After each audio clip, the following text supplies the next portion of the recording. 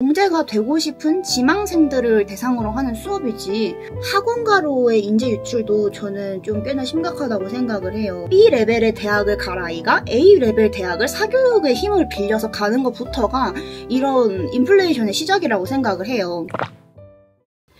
여러분, 제가 지금 계속 머리로 평소에 생각만 하던 이야기를 갑자기 머리에서 탁탁탁 정리가 돼가지고 이제 바로 이렇게 좀 생생하게 말씀을 드리기 위해서 스크립트 없이 말하기 때문에 조금 횡설수설 할 수 있다는 거 양해해 주시고 들어주시면 감사하겠습니다.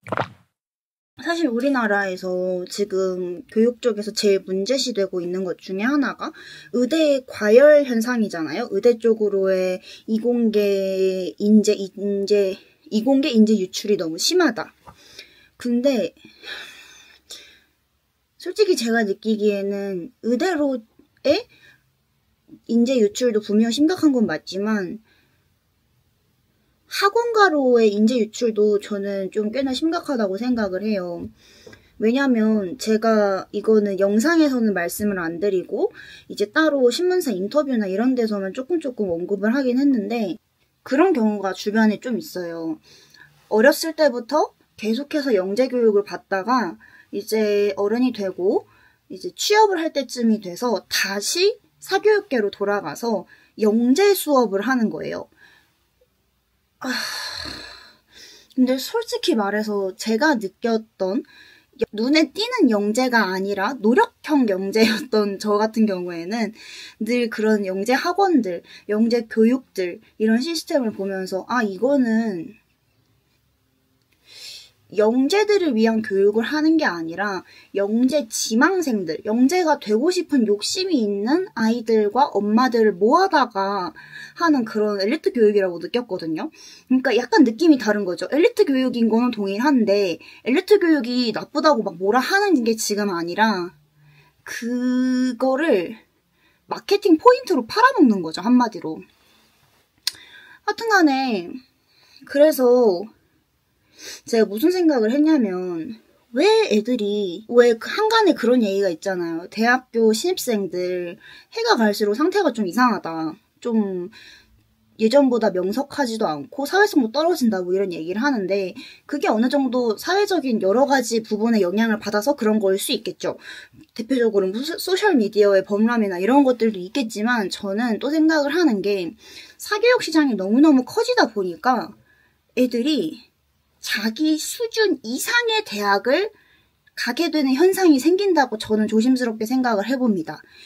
그러니까 오버스펙인 거죠. 본인에게는 과분한 어떤 교육과 그것으로 인해서 과분한 결과를 얻어서 점점 전체적으로 청년들의 스펙이 상향평준화가 되는 거죠.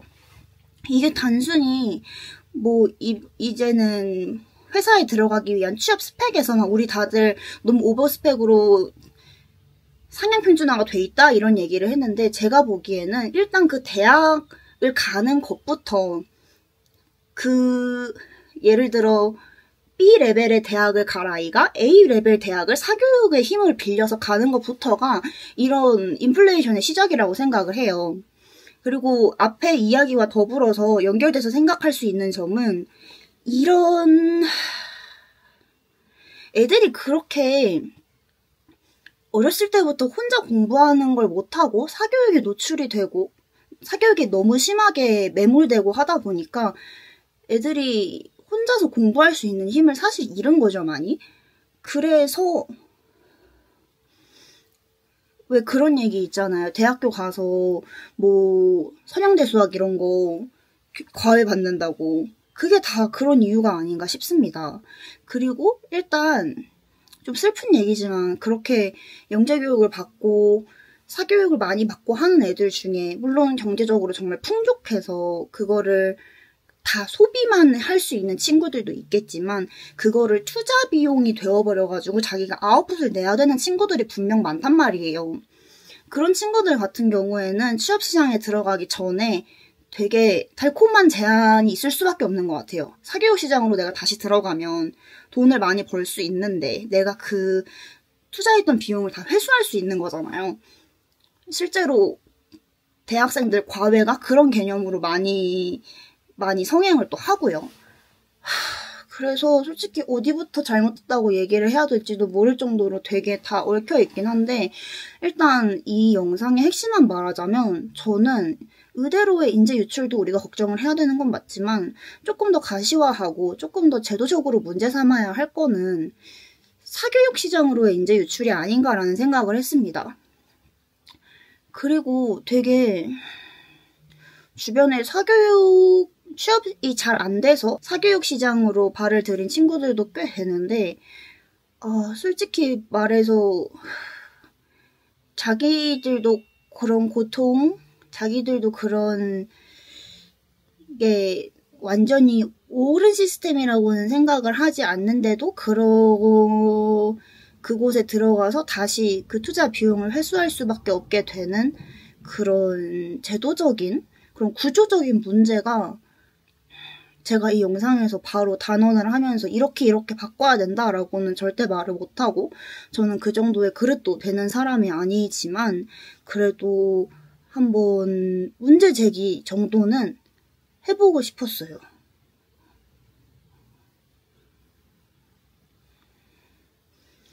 지금 되게 말하다 보니까 또 정리가 됐더니 뒤죽박죽이 돼버린 것 같긴 한데, 네, 그렇습니다.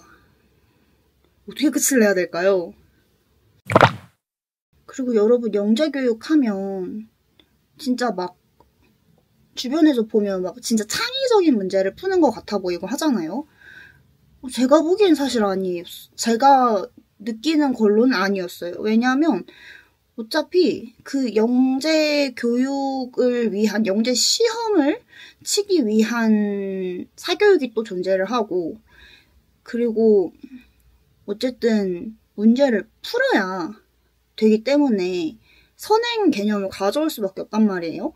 근데 그 선행 개념을 얘가 먼저 하나부터 깨우치면서 하면 그거는 영재 수업이 맞고, 그거는 그 아이의 사고를 확장시키는 데 도움이 되는 교육인 게 맞는데, 그게 아니라 이런 문제는, 이런 걸 봤을 때는 이렇게 접근하세요, 이렇게 대입하세요가 되어버리니까 사실상 그게 그냥 영재가 되고 싶은 지망생들을 대상으로 하는 수업이지, 저는 우스갯소리로 저희 중학교 때 영재반 20명 중에 진짜 영재는 딱 한 명이라 그랬었어요. 나머지는 다 영재 지망생들이라고, 저를 포함해서.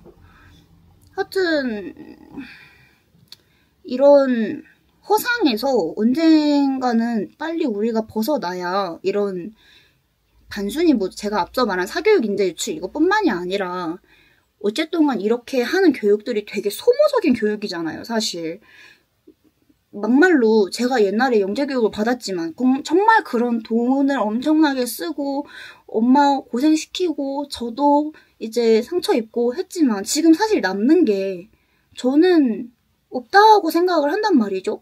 굉장히 소모적인 행위였다고 생각을 하기 때문에 과연 어린 시절의 추억과 등가 교환할 만큼 그게 그렇게 가치 있느냐? 조금 더 고민을 많이 해보셔야 하지 않나, 그런 생각을 하면서 이제 제가 이런 생각이 정리된 게 너무나 행복했던 나머지 조금 말을 강하게 한 것 같은데, 혹시라도 저 올리는 영상들은 늘 이제 언제든지 그 생각이 바뀔 수 있다는 점 말씀드리면서, 바뀐다면 또 영상을 올려드리겠다는 점 약속드리면서, 혹시라도 저거는 너가 좀 너무 같다, 저거는 너가 좀 잘못 생각한 것 같다 라고 생각을 하시면 댓글로 남겨주시면 저도 보고 뭐 반성을 할 수도 있고 조금 더 깊게 생각해 볼 수 있는 계기가 될 수 있기 때문에 그런 식으로 도와주시면 감사하겠습니다. 하여튼간에 그런 생각을 해봤습니다.